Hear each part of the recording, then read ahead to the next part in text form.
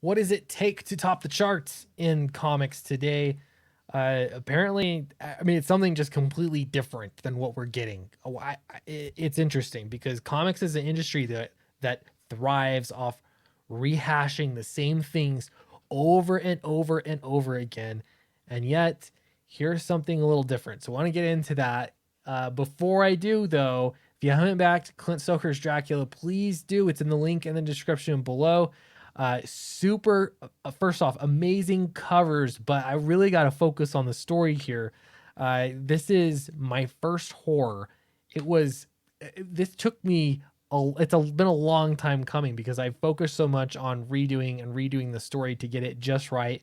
It's super fun. It's about John Harker, who's a brand new lawyer, and he gets entangled in Dracula's giant web. He's the most powerful man that nobody knows. So once you go in his mansion, it is not good from there. So check that out. Link in the description below. All right.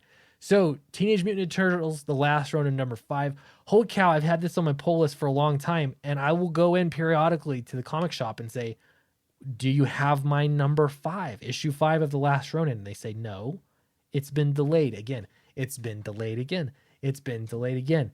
And I thought maybe this would hurt it, but apparently it didn't. It has only built anticipation for it. There's a few reasons too. This is right now the only mainstream book, like new series that I'm reading, and it's a mini series at that. It's also prestige format. It's printed larger, and it's expensive. How much is this first one? $8.99. Square bound as well. This is more like a crowdfunded comic book than it is a comic book you'd get from a comic book shop, and yet it is selling better. It's not only selling better, it's selling the best. It has topped the charts. It beat out Amazing Spider-Man number 1. What is happening here? And I think there are a few things. One, the prestige format matters. Being released fewer and between issues is actually important. It's a story people are anticipating. They're getting a little bit more every time they get the book, they get an installment, but it's not happening twice a month.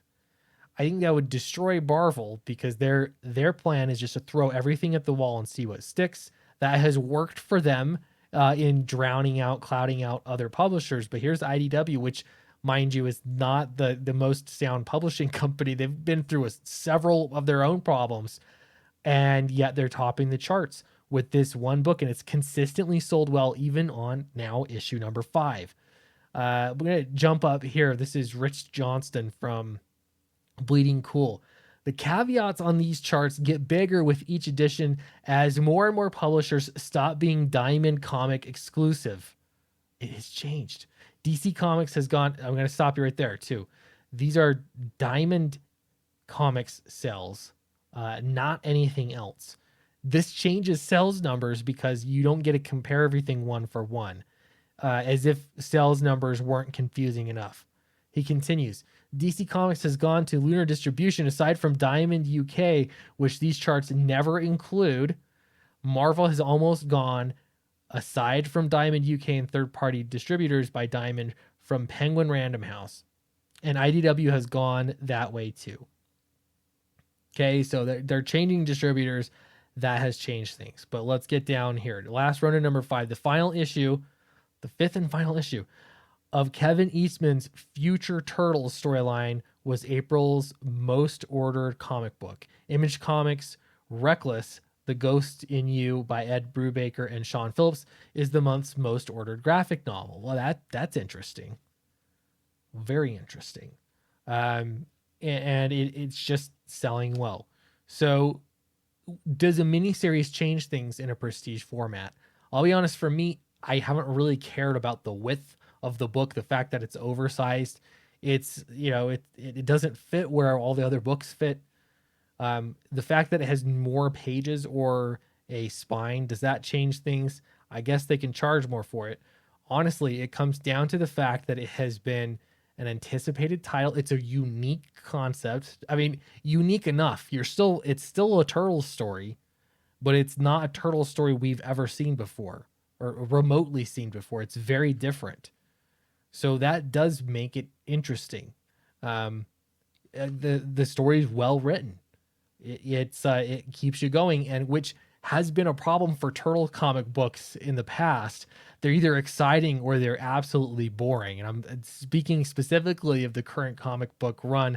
I will stop following it and come back to it just because I like Ninja Turtles. But the worst part is will get boring and people are talking for pages and pages and pages. Um, the Last Ronin has some new story ground to cover, so it has that going for it. Is it really that simple? It honestly seems like it to me. So I think that there are other publishers that could learn from this. I mean, you take a character that people care about, take a concept that is new, treading new ground, and make it happen. But you let me know what you think in the comic book or the comment section below. Are you reading The Last Ronin?